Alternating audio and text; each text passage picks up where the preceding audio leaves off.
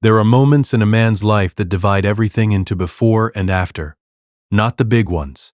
Not the funerals and the weddings and the diagnoses. Those you see coming.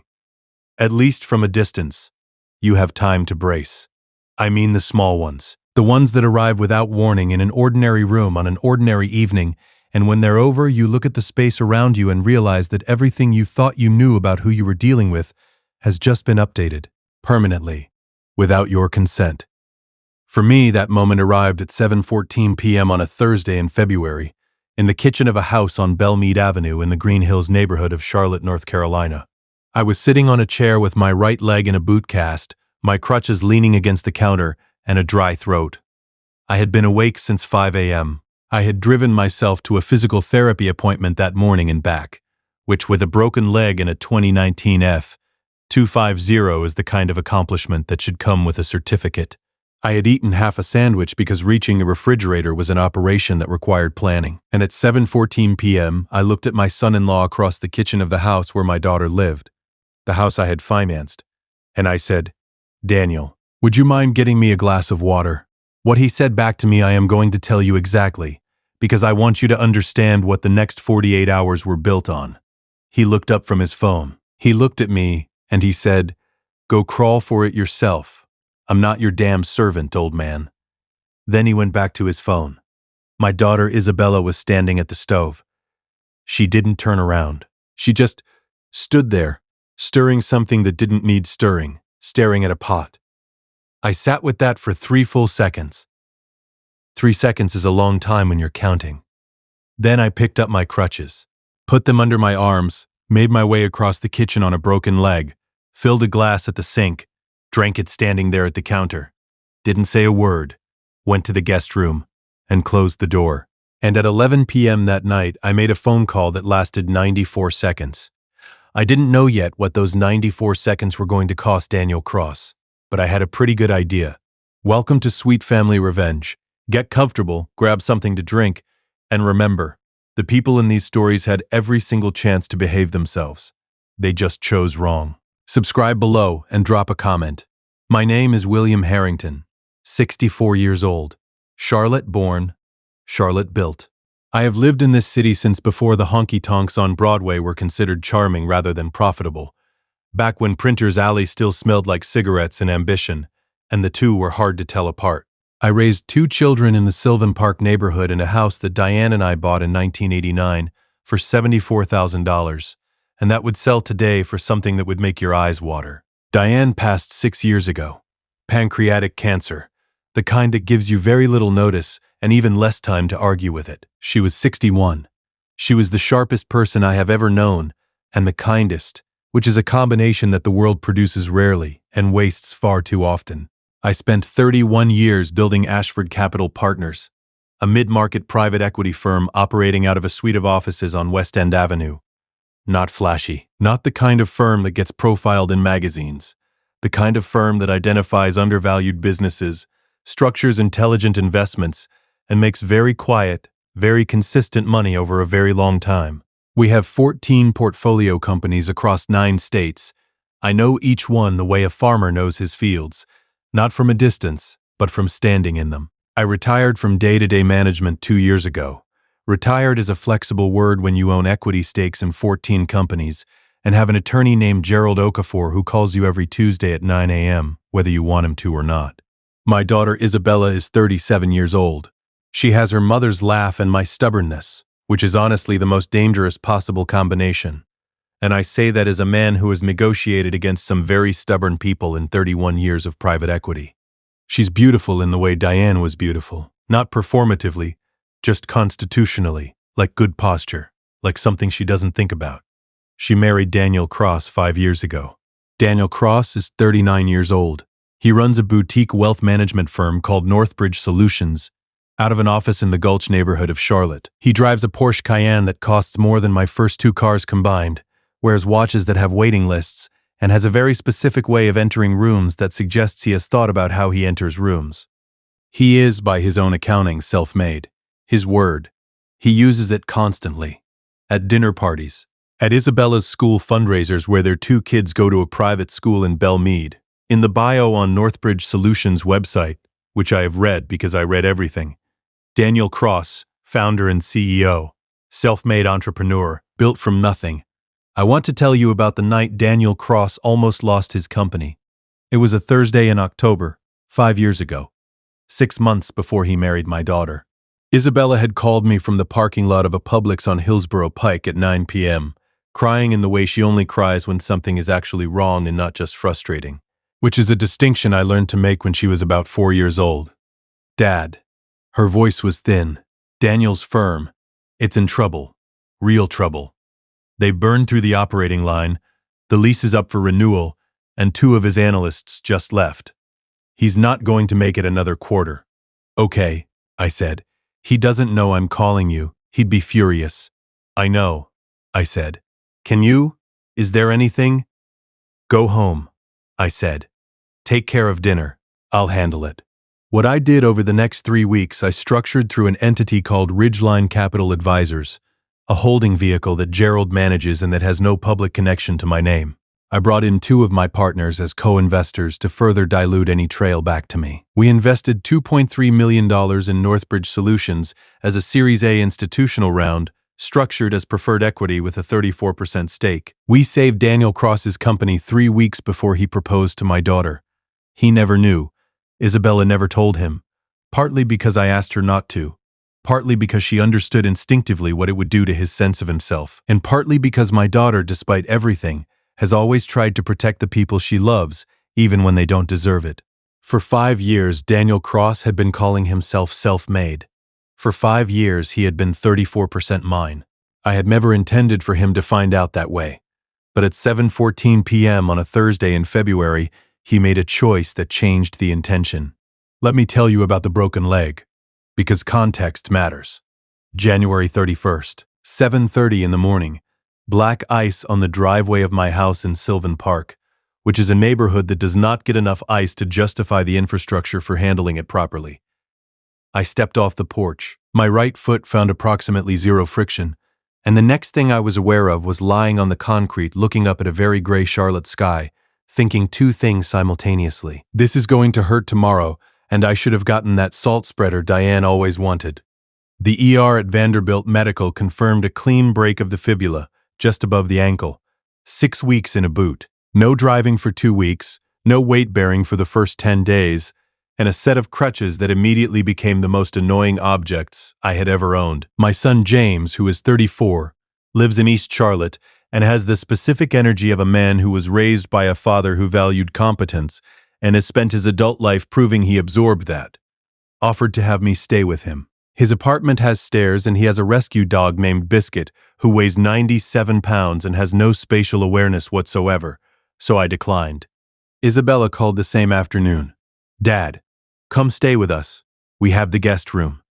It's on the ground floor. It makes sense. I don't want to impose. I said, you're not imposing. You're injured. Come. Daniel hadn't been on the call. I didn't ask whether he'd been consulted. I should have asked. I moved in on February 1st, a Wednesday. Ellen, my housekeeper, who has managed my house on Sylvan Park for 11 years with the efficient authority of a woman who runs a small country, packed a bag for 2 weeks and drove me over herself, which I had not asked her to do, but which I also did not argue with because Ellen doesn't lose arguments. Call me when you need to come home, Ellen said, setting my bag in the guest room of the Belmead Avenue house and looking around with the assessing expression of a woman cataloging the cleanliness of another woman's space. I'll be fine, Ellen. I know you will, she said. Call me anyway. She left. I got settled. Isabella made dinner, roast chicken, which is her mother's recipe and which she executes perfectly, and the 3 of us ate at the kitchen table and it was fine. Daniel asked about the firm. I gave him the abbreviated version. He nodded with the specific quality of attention that men give when they're listening to information they've already decided isn't relevant to them. Fine. The first 4 days were fine. I didn't know yet that fine was the most temporary condition in that house. By day 5, I was aware of a pattern. Daniel came home at 6:30, changed clothes, sat in the living room with his phone, had dinner when Isabella brought it to the table, watched television, went to bed. He did not ask me how the leg was healing. He did not ask if I needed anything. He did not carry my bag to the kitchen or adjust his path around my crutches, or do any of the 14 small things that living with an injured person in your house requires if you are a person who notices that other people exist. Isabella was attentive in the way she always was, checking on me before she left for work in the mornings, leaving water and a snack on the nightstand, calling from the office at lunch. Isabella noticed. Isabella always noticed. Daniel noticed his phone. I observed this without comment. I am 64 years old. I have been observing people without comment for most of those years. I filed what I was seeing in the appropriate mental folder, and continued. On day 7, Daniel came home in a worse mood than usual.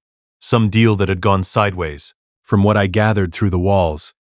And Isabella made the mistake of asking him about it at dinner, and he gave her a version of not now that was not especially kind, and I watched my daughter's face do something quick, and practiced, and sad, and I filed that in a different folder. On day 9, I dropped one of my crutches in the hallway and couldn't reach it without putting weight on the broken leg, and Daniel walked past me to get to the kitchen without picking it up. I filed that one in a third folder. On day 11, the Thursday, the 7:14 p.m. Thursday, I asked for a glass of water, and Daniel Cross told me to go crawl for it.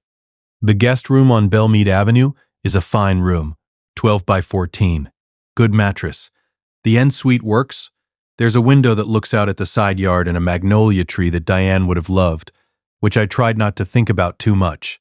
I sat on the edge of the bed with my water glass and my boot cast, and the specific stillness of a man who has made a decision and is being very quiet about it. Not angry. Anger is a feeling. What I was doing was calculating. I picked up my phone, opened the contacts, scrolled to a name I hadn't called in 4 months. Gerald Okafor, my attorney of 22 years, former partner at Bassberry Sims, the man who had structured every significant deal of my professional life, including the Ridgeline Capital investment in Northbridge Solutions in October of 5 years ago, including the 34% preferred equity stake that Daniel Cross had been sitting on without knowing it for every day of his self-made career since then. Gerald answers his phone after 10 p.m. approximately never. He answered on the second ring. William. His voice had the careful neutrality of a man who knows that a late call from a client means something has changed. Everything all right? Gerald, I said. I need to discuss my position in Northbridge Solutions. A pause. Okay. I'd like to exercise my shareholder rights, I said. I want to request a board review, emergency audit of executive compensation and personal expenses billed to the company. Standard shareholder request.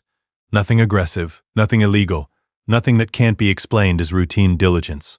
A longer pause. William, Gerald said carefully. What happened? He told me to crawl for a glass of water, I said. In his house. In front of my daughter. The line was quiet for a moment. I'll have the request prepared by morning, Gerald said. Do you want it delivered by certified mail or through the board directly? Certified mail, I said. I want him to sign for it himself. Consider it done. We talked for another 43 seconds about the specific language. Then I hung up. I set my phone on the nightstand, looked at the magnolia tree through the window. I didn't know yet exactly what the audit was going to find, but I had a 34% stake and 22 years of Gerald Okafor, and the specific patience of a man who has been in private equity for 3 decades. That's generally enough. Daniel signed for it at 8:47 a.m. I know because I heard the doorbell. I was in the guest room with coffee that Isabella had left on the nightstand before she took the kids to school. She always left coffee. She was her mother's daughter in every important way. And I heard the doorbell, and then I heard the front door, and then I heard the specific sound of a man accepting a certified envelope from a postal carrier. Then silence. Then, after approximately 90 seconds, the sound of a man walking very quickly across hardwood floors. My door opened without a knock. Daniel was standing in the doorway in his work clothes, the good suit, the one he wore for client meetings, charcoal with a light stripe, holding the open envelope in one hand and the letter in the other. His face was doing something complicated that I recognized from 30 years of deal negotiations as the face of a man who has just received information that has reorganized his understanding of his situation. What is this? He said. Not a question. A statement delivered in the flat tone of a man who knows exactly what it is and is hoping the act of asking will somehow change the answer. Good morning, Daniel, I said. I picked up my coffee. You're going to want to close the door. The heating bill in this house is already unreasonable. Looked at the letter again. This says Ridgeline Capital Advisors is requesting an emergency audit. He looked up. Ridgeline Capital is your firm. Ridgeline Capital is a holding entity managed by my attorney, I said. Among other things, it holds a preferred equity stake in Northbridge Solutions. 34% to be precise. The room was very quiet. You own part of my company, Daniel said. I've owned part of your company for 5 years, I said, since October the year before you married Isabella. He went absolutely still. I watched him run the math, watched the timeline assemble itself behind his eyes. October, the investment, the firm that had been 3 months from bankruptcy, the Series A that had come through at exactly the right moment from an institutional source he'd never been able to fully identify, because Gerald is very good at what he does. You, he said. Me, I said. You saved the company. He said it like he was testing the weight of the words. 5 years ago, Isabella called me from a Publix parking lot, I said. She was crying. You were about to lose everything. I took a sip of coffee. I handled it. She knew? She knew I did something. She didn't know the specifics. I asked her not to tell you. Why? The word came out with something that might have been genuine confusion. Why wouldn't you tell me? Why wouldn't you? That's something a person tells. Because, I said, you would have refused it. He opened his mouth, closed it, because he knew I was right. Daniel Cross, self-made entrepreneur, would have refused $2.3 million from his future father-in-law rather than admit his company needed saving. He would have run the company into the ground first. He would have told Isabella it was fine, right up until it wasn't, because that's what men who have built their entire identity around the word self-made do when the walls start closing in. I hadn't told him because telling him would have destroyed the thing I was trying to save. I want to be clear that I had not done it for Daniel. I had done it for Isabella, and for the grandchildren who didn't exist yet but who I had assumed were coming. Daniel was just the vehicle. So for 5 years, Daniel said slowly, you've had, what? A stake, a seat at the table. You could have. I have never once exercised any shareholder rights, I said. I have never attended a board meeting, never reviewed financials, never interfered in any decision. Gerald manages the position passively. As an investment, I set down my coffee cup. Until last night. He stood there, the certified letter in his hand, the open door behind him letting cold February air into the guest room. You're doing this, he said, because of a glass of water. I'm doing this, I said, because of what a glass of water told me. I want to be accurate about what the audit actually found, because this story is not about manufacturing consequences. It's about consequences that were already there, already built, waiting for the right moment to become visible. Gerald's firm spent 11 business days on the Northbridge Solutions audit, standard shareholder requested review, financial records, expense reports, corporate card statements, executive compensation documentation, the kind of review that every company should be able to survive without difficulty, assuming the company has been run cleanly. Northbridge Solutions had not been run entirely cleanly. Gerald called me on a Tuesday afternoon, day 5 of the audit. With the preliminary findings, I was back home in Sylvan Park by then. Ellen had come to get me the morning after the certified letter arrived, because Isabella had called her, not me, Ellen, and said, I think it's probably time for Dad to come home, which was Isabella's way of managing a situation that had gotten complicated in her kitchen. I hadn't argued. I'd packed my bag, said goodbye to Isabella in the hallway with a hug that she held onto a beat longer than usual, and let Ellen drive me home. The expense reports are a problem, Gerald said on the phone. $41,000 over 18 months billed to Northbridge corporate accounts that appear to be personal expenditures. The Porsche lease is partially on the company. A vacation to Turks and Caicos in March, charged to the corporate card as a client entertainment expense. The clients listed were not present per our conversations with the firm's calendar system. A pause. There's more, but that's the shape of it. What are the implications? I said. For the audit, he'll need to reimburse the company for the personal expenses or face a tax and compliance issue. For the firm's investors, all 3 of you hold preferred equity. You have grounds to request executive performance review. And the credit line the company's been operating on has a clean hands clause. If the bank becomes aware of the compliance issue, The credit line gets reviewed, I said. At minimum, Gerald said. I sat with that. I hadn't gone looking for ammunition. I'd just turned the lights on in a room that Daniel had been keeping dark. The day the audit report was delivered to the Northbridge Solutions Board, a Thursday, exactly 3 weeks after the glass of water, Daniel called me. He called from the office. I could hear the particular quiet of an empty conference room behind him, the kind of quiet that happens after everyone else has been asked to leave. William, his voice had lost something. The architecture of it, the assembled confidence, the professional smoothness, was still technically present, but underneath it was something structural that had shifted. Daniel, I said. The audit. He stopped. Started again. The expense items. I can explain most of them. The Porsche lease was an error in how my bookkeeper categorized. Daniel, I said, and the Turks and Caicos trip was legitimately business-related. We had preliminary conversations with a client about a managed. Daniel. Quieter. Stop. He stopped. I'm not interested in the explanations, I said. Gerald is interested in the explanations.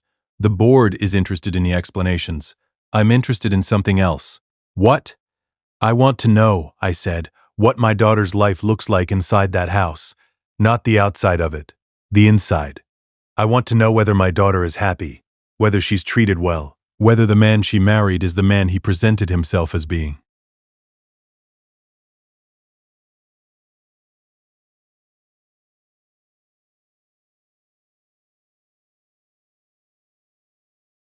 Another silence, longer.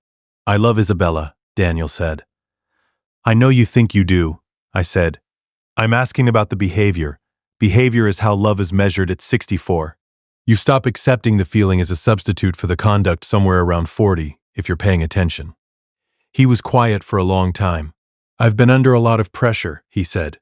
The firm, the growth targets, My wife was dying of cancer, I said. I still got her a glass of water when she asked. The line was completely silent. I think, I said, that you have some things to figure out. About who you are when no one's doing you a favor. About what the word self-made actually costs the people around you while you're building it. I paused.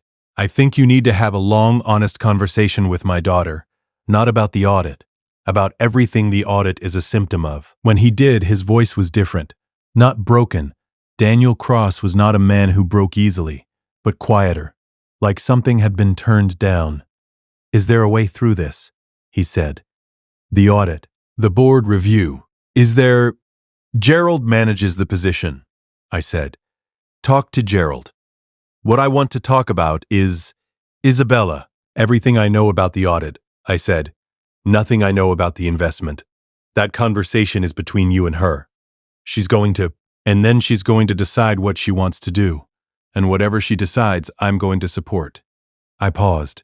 That's what fathers do, Daniel. We support the decision. We don't make it. If you've been listening for a while and you want stories like this to keep coming, hit that like button and subscribe if you haven't already. 97% of people never do, and it's what keeps this channel running. So thank you, genuinely. And drop a comment. Tell me where you're watching from right now. That Thursday evening, Isabella called me at 7:30. I was sitting in my own kitchen on Sylvan Park with real coffee and Ellen's leftover pot roast, and my boot cast elevated on a chair, which is the correct and dignified way to spend a Thursday evening when you have a broken fibula. Dad, hey sweetheart, Daniel told me. A pause. About the investment. About Ridgeline. About all of it. Okay, I said. 5 years. She said you've had 34% of his company for 5 years, and you never said a word. No, I said. Why? I told him this morning, because he would have refused it. She was quiet. And because, I said, a gift with your name on it isn't a gift. It's a transaction. More quiet. Mom would have told him, Isabella said. Your mother would have told him at the dinner table the same week and made him cry and then made him laugh, and it would have been better handled than anything I've done here, I said. Your mother was better at all of this than I am. I heard her exhale, the exhale that contains both a laugh and something sadder than a laugh, the exhale of someone thinking about a person who isn't there. We talked, Isabella said, Daniel and I, for a long time. Good, I said. He didn't know I'd called you from that parking lot. He didn't know any of it. I know. He was embarrassed, she said, which is not the same as sorry. But he was embarrassed, which is at least the starting point. That was her mother talking. What are you going to do? I said. I don't know yet, she said. I think we have some work to do. Both of us. A pause. He's going to reimburse the company for the expense items. Gerald is working out a repayment structure. Good. And She stopped. He came home tonight and made dinner. He doesn't cook. He made pasta, which was terrible, and he brought me a glass of water without being asked. Her voice did something complicated. He didn't say anything about it. He just brought it.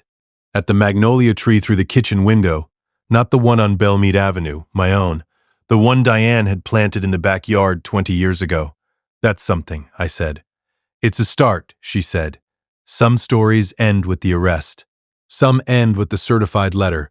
Some end with a man standing in a doorway holding an envelope, the self-made story collapsing in real time behind his eyes. This one didn't end there. It ended on a Sunday morning in March, in my kitchen on Sylvan Park, with a 97-pound dog stepping on my boot cast. James Harrington arrived at 9:08 a.m. with 2 coffees from the 12th Avenue shop, a paper bag of pastries, and biscuit, who entered the house with the boundless energy of an animal that has never once considered that other creatures have personal space, and sat down across from me at the kitchen table. James is 34 years old. He has my jaw and Diane's eyes and the specific directness of a man who grew up watching his father take meetings and learned that the fastest way through any situation is to name it accurately and deal with it accordingly. He works in commercial real estate on the east side of town and has strong opinions about everything which he shares without being asked, and which are usually correct, which makes the not being asked part more tolerable. He set a coffee in front of me, pulled biscuit away from my boot cast by the collar, sat down. Tell me what actually happened, he said. Not the version you told Isabella, the actual version. I looked at him. Those are the same version, I said. Dad. He had his mother's look, the one that meant, I know you are being precise in a way that is designed to avoid being complete. Try again, I told him. All of it. The parking lot phone call 5 years ago, the ridgeline structure, Gerald, the 34% stake, the 5 years of silence, the certified letter, the audit, the expense reports, the Porsche lease, Turks and Caicos billed as client entertainment, the glass of water, the 3 seconds of silence after. James listened the way he always listens, elbows on the table, coffee in both hands, completely still in a way that is unusual for a man his age and size. He didn't interrupt. He didn't react visibly. He just took it in, the way you take in weather. When I finished, he was quiet for a moment. Then he said, You saved his company. Yes. And he told you to crawl. He picked up a pastry, looked at it, set it back down. You know what bothers me most about this? He said. Tell me. It's not Daniel. He looked up. I mean, Daniel is a project. A human improvement project that my sister has apparently decided to take on, which is her right and her choice, and I support it. He said this in the tone of a man who supports something while also having significant reservations about it. What bothers me is Isabella, standing at the stove. I said nothing. She's been doing that, James said. Standing at the stove, not turning around. For how long, Dad? It was the right question. It was the question I'd been sitting with since February. I don't know, I said. Because that's not new, James said. The Daniel thing, the not getting the water, the crawl for it, that's not the first time he's been that way. That's the first time you were in the room to see it. I held my coffee. She called me from that parking lot 5 years ago, I said. Crying. She wasn't crying about the company, James. She was crying because she was scared for him, scared of what losing the company would do to him. I paused. Not to her. To him. Yeah, he said quietly. That's what I mean. 2 weeks after the audit report landed, Gerald called me on a Tuesday morning as usual. Update on Northbridge Solutions, he said, with the efficient tone of a man who has managed complicated situations for 22 years and has developed a specific clinical register for delivering them. Daniel has executed a personal repayment agreement for the expense discrepancies, $41,000 over 12 months. The bank reviewed the credit line and elected to maintain it given the documented remediation plan. The board has accepted the repayment structure. Okay, I said. The co-investors are satisfied with the outcome, Gerald continued. No further action requested. A pause. And William, Daniel called me directly last week. I hadn't expected that. What did he want? He wanted to understand the original investment structure, Gerald said. He had questions about why it was done anonymously, how the entity was set up, what the intent was. Another pause. I told him I'd answer questions about the structure, but that the intent was a conversation he'd need to have with you. What did he say to that? He said he'd already had it. Gerald's voice carried something, not warmth exactly, approximation of it. He also said, and I'm passing this along for informational purposes only, William, that he'd like to request a formal introduction. As a shareholder, not anonymous anymore. I sat with that. Daniel Cross wanted to meet the investor who had saved his company and then spent 5 years saying nothing about it. He wanted to understand what that meant. He wanted, as best as I could tell from a second-hand report through Gerald, to reckon with the full shape of what he'd been operating inside without knowing it. That required something from him that I hadn't been sure he had. Turns out he had more of it than I'd given him credit for. Set up a meeting, I said. Lunch. Somewhere neutral. I'll let him know, Gerald said. We met at a restaurant on Charlotte Avenue. A quiet place, good food, the kind of lunch spot where conversations don't carry. A Wednesday in March, 53 degrees outside. The sort of day Charlotte does in early spring where the light is thin but present, like the city is making a considered effort. Daniel was there when I arrived. He'd gotten there early, which told me something. He stood up when I came in, which told me something else. He was in a jacket but no tie, not the client meeting armor, the slightly reduced version. He looked like a man who had been thinking hard about something for several weeks and had arrived at a conclusion he wasn't sure how to deliver. I sat down across from him. The waiter came. We ordered.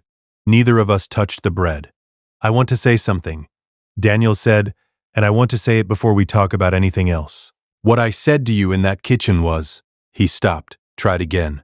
There's no version of that sentence that ends well, so I'm not going to finish it. I'm just going to say that it was wrong. Completely, indefensibly wrong. And that I've been thinking about what it says about who I've been. Not just that night, but... He gestured vaguely. In general. I waited. Isabella and I have been in counseling, he said.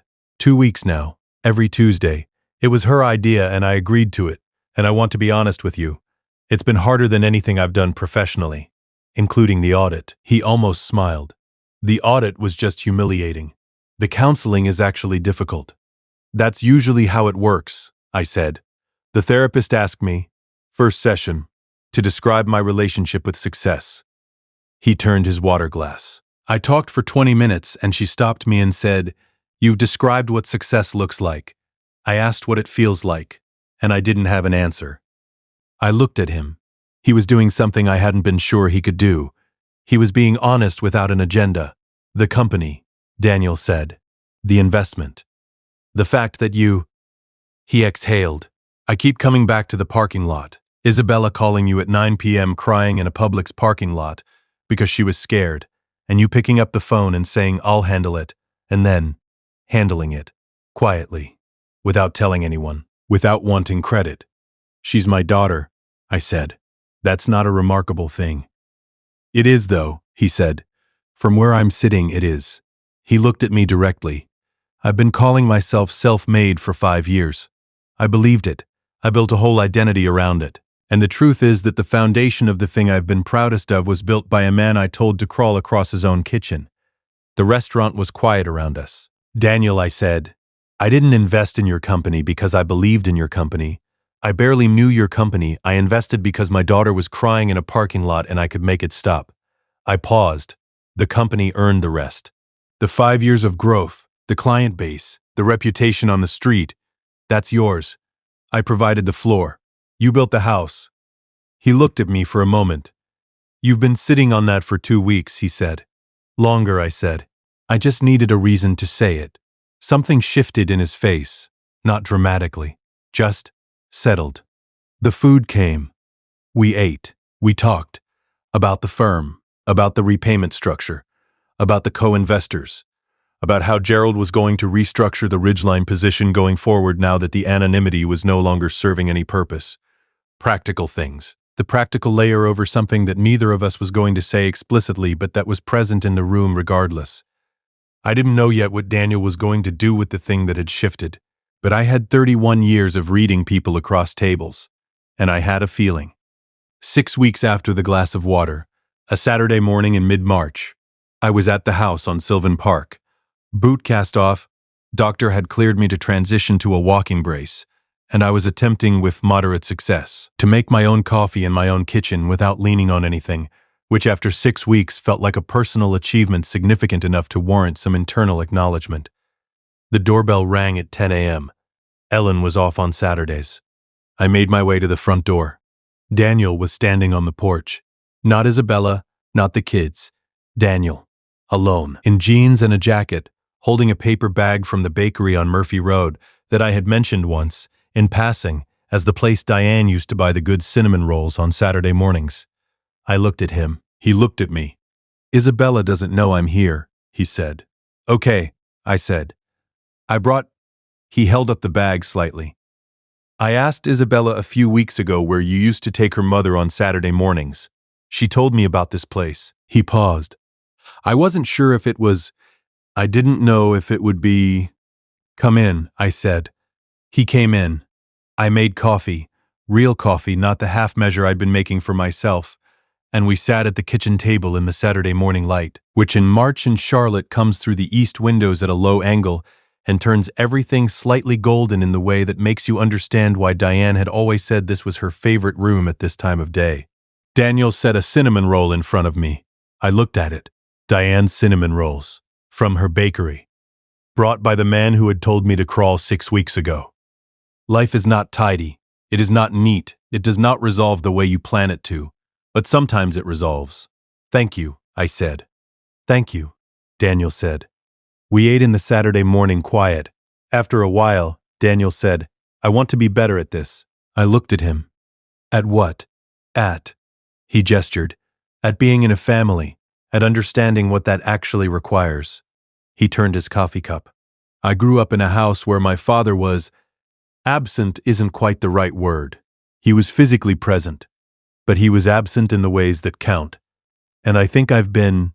He stopped. I think I became him without noticing. And I don't want to be him. The counseling, I said. Yes. And he looked at me directly. Having someone in my life who shows me what it looks like when it's done right. I didn't say anything for a moment. He was asking me something without exactly asking it. He was asking me to stay.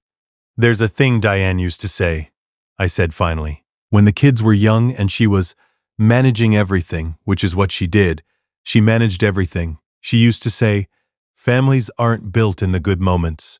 The good moments are the reward. Families are built in the ordinary ones. The Tuesday nights, the glasses of water. I paused. The Saturday mornings, Daniel nodded. Slowly. I'm working on the Tuesday nights, he said. I know, I said. Isabella tells me, something almost like a smile. She tells you everything. She tells me the things she needs me to know, I said. Which is everything. He laughed. An actual laugh, not the assembled version, not the client meeting laugh. The real one. There was the man underneath the armor, took a broken leg and a certified letter, and a Tuesday counseling appointment, and a bakery on Murphy Road to find him. But he was there. The boot cast came off completely on a Monday in late March. I drove myself to the appointment. F. 250, my own 2 hands, no assistance. And I drove home and pulled into the driveway on Sylvan Park and sat there for a moment in the quiet. 6 weeks. Belmead Avenue. A glass of water. 94 seconds on the phone with Gerald. The audit had cost Daniel $41,000 in personal reimbursements, and whatever the credit line review had cost in sleepless nights. The ridgeline position was being restructured, still 34%, but formally acknowledged now, no longer anonymous, a real relationship rather than a quiet fact in a filing cabinet. More importantly, or at least as importantly, or at least in a different way that I was still working out how to rank, Daniel Cross was in counseling every Tuesday. He was making dinner on nights Isabella asked him to. He had shown up on a Saturday morning with cinnamon rolls from a bakery he'd had to ask my daughter about, specifically because he wanted to do something right. I didn't know yet whether that was going to be enough. Nobody knows that in March. You find out over years. But I know what enough looks like in its early stages. And this had the shape of it. I went inside, made coffee. Ellen was in the kitchen. She had reinstated her Tuesday and Thursday schedule when I'd gotten home from Belmead, citing the housekeeping backlog, which was her way of saying she'd been worried about me. She looked at my leg, at the absence of the boot. Finally, she said. Finally, I agreed. Sit down, she said. I'll bring you something. Ellen, I'm fine. Sit down, William. I sat down. She brought me coffee, set it in front of me, looked at me with the direct expression of a woman who has managed my house for 11 years and earned the right to say whatever she thinks. How's the daughter? She said. Getting there, I said. They both are. And the son-in-law? I thought about a Saturday morning. Cinnamon rolls. The actual laugh. Getting there, I said. Ellen looked at me for a moment.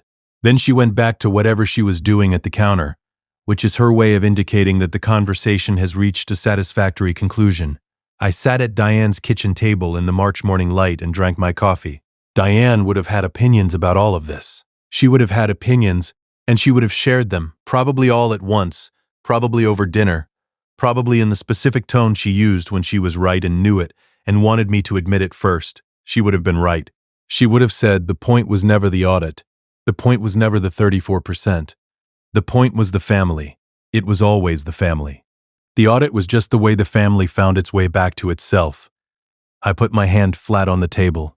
Got him, Diane, I said to the kitchen, to the east window light, to the magnolia tree in the backyard that she had planted and that blooms every March without being asked. Got him the right way. The slow way. I picked up my coffee. You would have done it better. But I got him. The coffee was good. The leg didn't hurt anymore.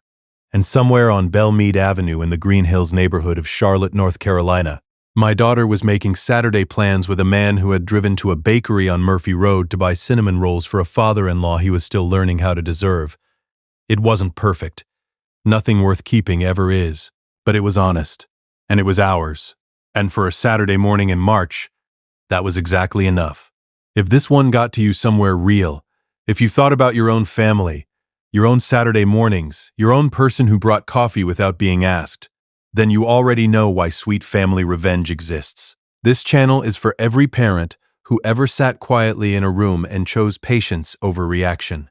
For every father who did something for his child that he never once asked for credit for. For every family that came through something hard and found each other on the other side with the honesty they should have had from the beginning. If you like this story, join our community, hit that like button, and subscribe for more real, raw, family-centered stories.